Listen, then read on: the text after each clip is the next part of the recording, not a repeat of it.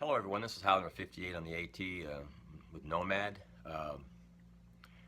You notice that the last video ended at the Laurel Creek shelter, and I had to make a two-part video because of the length, because some interesting things occurred after that last clip. And I'm going to try to catch you up and insert some of the clips of some of the things that occurred, and some of it I'll have to narrate because I couldn't video, and the reason is because I was sick. After the sign off of the last clip at the Laurel Creek shelter, I got up the next morning and it was raining, and Nomad was camping next to me, and I heard some groaning, and he said, "Highlander, you have to go on without me. I've been throwing up all night." And apparently he had some reaction to the doses of ibuprofen he was taking to help with his tendonitis. I didn't want to leave him. I waited for about 45 minutes to see if he got any better, and he didn't. He went back to sleep, and I left. I had put on clothes that were damp because it's really all I had. We had dried them out the prior evening. I did have dry socks because we put them over a fire. I headed out, and as soon as I headed out, it started to rain harder. Actually, I hiked till about 2 o'clock in the afternoon. I was on a ridge. I began to shake. I couldn't feel the tips of my fingers, shivering uncontrollably, and started seeing spots, in my eyes. And I knew that I was getting probably hypothermic. That was my assumption. So I hit a point where I could have gone left 7 more miles to Naday shelter. I think it was Naday, one of the shelters. At that point, I was kind of delirious. I don't remember too much of what happened for almost an entire day. I decided to go 0.4 miles to Saver shelter or Sour. I don't remember the name of the shelter right off the top of my head, but I think it was Sour or something, Sauer or something. I don't remember because I wasn't thinking straight. I went down there. I was the only one there. I stripped off my clothes. They were soaking wet. I was shaking like a leaf. At that point, I took out everything I had that was winter clothes. Fortunately, I had not sent anything home. I got into everything and climbed into my sleeping bag and got into a corner of the shelter. I did not get out of that shelter for 14 hours. I couldn't eat. I drank a lot of water. I was so cold, I didn't even get up to pee. I actually peed in a bottle, that I had an extra little soda bottle. And I'm just being honest. Some people came into the shelter, they stayed, they asked me how I was doing, I told them what was going on, and they were sympathetic, they offered me food, etc. I just wanted to sleep. So I got up the next morning at about 6 o'clock. I felt better. I got on my wet socks, damp pants, my fleece, my rain jacket. I started heading out. A couple of hikers there suggested I go down with them. They needed to get off the trail because they had sent their winter gear home and they needed to resupply and get some winter gear in Daleville. So I said, okay, I'll go with you. We'll split a shuttle. I don't remember too much of what happened from that point to getting into Daleville. I was still cold. I was weak. I was almost out of food.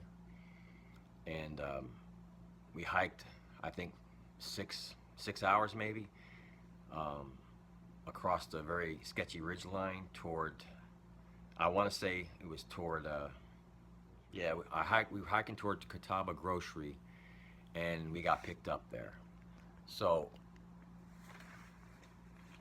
went into Daleville. Actually, we stopped at Four Pines.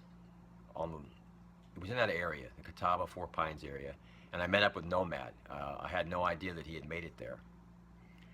So I said, "Let's go. Come with me. Let's get a hotel. You need to get your foot up. I need to rest, resupply, etc." So we took a shuttle into Daleville. We spent Friday night and Saturday night in Daleville, and I felt much better. We decided to leave Daleville yesterday, which was Mother's Day, but we wanted to go back and hike the miles that we missed. We started hiking up Catawba Mountain, I believe it was, toward McAfee Knob. Beautiful day. One of the best hikes that we've had, and Nomad was doing much better. Of course, he starts out slow. He stretches his tendons out, and he does much better. So we get up the McAfee Knob.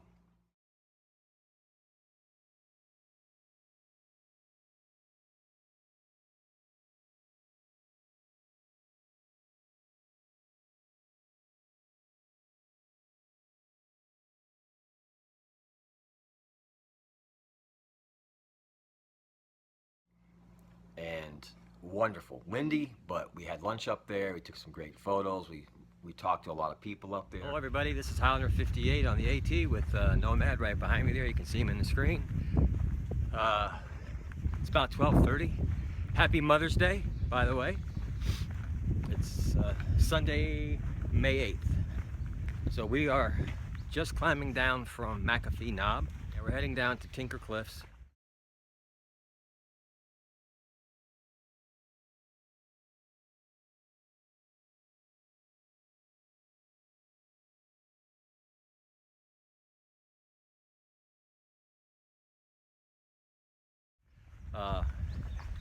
After spending a day and a half in Daleville, and as you know, as I explained earlier, we had an interesting chain of events occur after the last clip when I signed off at Laurel Creek shelter. Things are better. I'm better, rested, warm. It's beautiful out, it's cool, the sun's shining. Probably the best hiking day we have had in some time. And one of the highlights of my hike so far was sitting out on McAfee Knob. Nomad is doing better. He's still nursing a tendonitis, and he's gonna make a decision where he's gonna lay back for a little bit longer, or we may stay one more day. Actually, our plans are to camp out here tonight and head back into Daleville, reevaluate his situation, get a bit more food because we packed light just for these makeup miles. McAfee Knob was awesome. It was windy. I was a bit intimidated getting out there on the ledge at first, but once I got out there, it was like I didn't want to leave. So got some great pictures, sent some home to our mothers for Mother's Day. So far, it looks like it's going to be a great day on the AT. We made a decision to only go about 9 miles to Lambert Meadow shelter and camp there, and then hike 8 or 9 miles back into Daleville. As we were approaching the Lambert shelter, we had heard there might have been some bear activity there, so we were concerned. But as we were coming down toward the shelter, I saw the privy. I looked back and I said, "Hey, Nomad, there's the shelter." And when I turned back around, about 75 feet in front of me, there was a very large bear on the trail, a sow, a female. We spooked her and she kind of ran up a hill.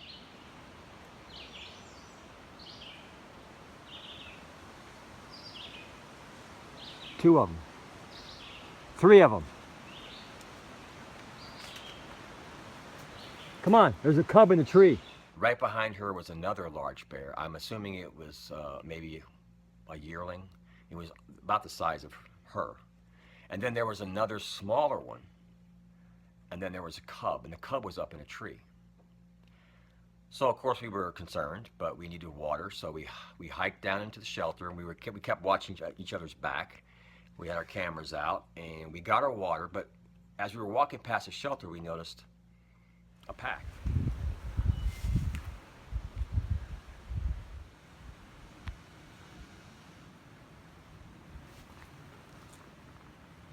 And a GoPro, hiking, trekking poles, miscellaneous items, and a canister, a food canister, a bear canister. So Nomad and I are here getting our water. We've been here about 10 minutes, and somebody left their pack, a GoPro camera, a bear canister full of food, a water bottle, and we haven't heard or seen from anybody. No one's in the privy that we can see. I don't know if they got scared and ran off from the bears, but I don't see any signs of any conflict here, but we're leaving. Yeah, we're leaving. Okay, they're coming back. I'm gonna try to get a video of the bears here. We looked in the privy, nobody there. We looked around, we saw no evidence of any kind of a attack or a conflict. In other words, no blood. We decided we should probably leave. We were trying to get the guy's phone number because it was written on the bear canister in his name, but as we were doing that, the bear came back. The big bear that I saw, the original bear. I guess she was the mama bear. Hey, bear, come on. Get out of the way, bear. You're blocking my way. Hey, bear. Watch your back. All right. We started yelling, "Hey, bear!" You know, smacking our hands, screaming. We were like standing next to each other to make ourselves look larger. And she was like flipped us off basically in her own. She looked at us like, "Yeah, right." You know. She went after the pack, and we filmed it. And this is a clip that I have to show you.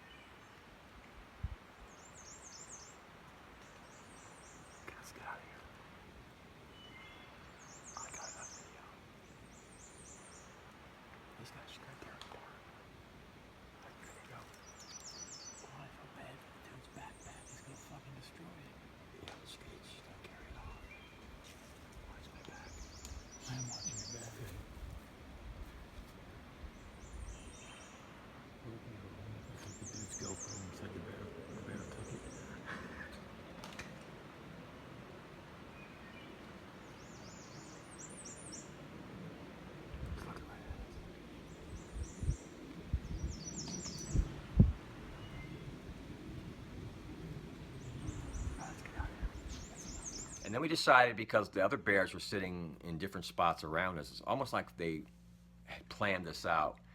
We decided to leave. And as we were leaving, we looked up on the hill and there was a fifth bear. These were 5 bears in one encounter, up close and personal with 2 or 3 of them. And as we were leaving, we met the fella that ran off, and he eventually got his bag. Okay, so Nomad and I ran into the owner of the pack and the camera and the food canister, and he said that the bears came right up on him and he just dropped his stuff and hauled ass. But what's funny is that he had a big can of bear spray and he had a 9mm Glock with 18 rounds in it. So I'm thinking like, dude, you know, you're like a one-man army. Go get your stuff. So a trail volunteer came up, just happened to be hiking out for the day, and said he'd go back with them. And I said, they're not aggressive. They weren't aggressive. I just didn't want to stay there because we didn't want our gear tore up. And the bear had no fear. We were shouting at it, yelling at it, and it was within 10 or 15 feet of the mother bear. The guy said he saw 6. But so he called the police, and the police said, look, if you have to, just fire a couple rounds into the ground and bears will run and grab your stuff. So when we left, the mama had his pack. So, I mean, this has been one crazy, crazy week for Nomad and I. We have seen some crazy stuff, and we got it on film. I felt bad for the guy but I wasn't about to hang around there. You know, self-control and common sense have to prevail sometime, and it did. So we got the hell out of there. So we're not going to camp at the shelter, which we had planned to do, or the other option was the camp spot 3/10 of a mile away. And we said, no way, because the bears will definitely come in there. So we're going to hike back to town and get a hotel. We called a hotel already. And call it a day. Get Nomad back up on his ice, off his feet, and figure out what to do tomorrow. So, just another day on the AT. We decided to hike all the way back to Daleville, and even though we were trying to hike as fast as we could, we didn't really want to hike in the dark. We didn't get back in until 8 o'clock, and it was just to the point where we would have had to put our headlamps on if we had gone any further. And you know, Nomad, he was remarkable. He was hiking strong, and he was no more than 10 minutes behind me at any time. And sometimes he was right behind me.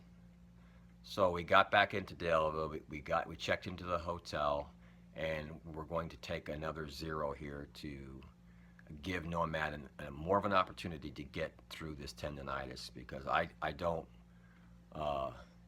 hate to see him get off the trail here, and we kind of like hiking together, you know. So we're going to see how things go today. But it was a day full of exciting, interesting things, and I had to break the video into 2 parts and able to share it with you. Our plans are to head out in the morning. No particular time. That 20-mile hike yesterday, it literally kicked our asses, because we were hiking fast. We weren't prepared for it. We only had 2 days of food. So now we have to resupply, rest. We're going to try to get back on our schedule of, you know, a primary target of no more than 16 miles a day. And we'll be hitting 800 miles here in probably 2 or 3 days. So we're doing well in miles, considering what we've both been through. So that's the update. We're doing okay. We're having a great time. And you know, where else are you going to run into 4 bears except on the AT? Have a good day.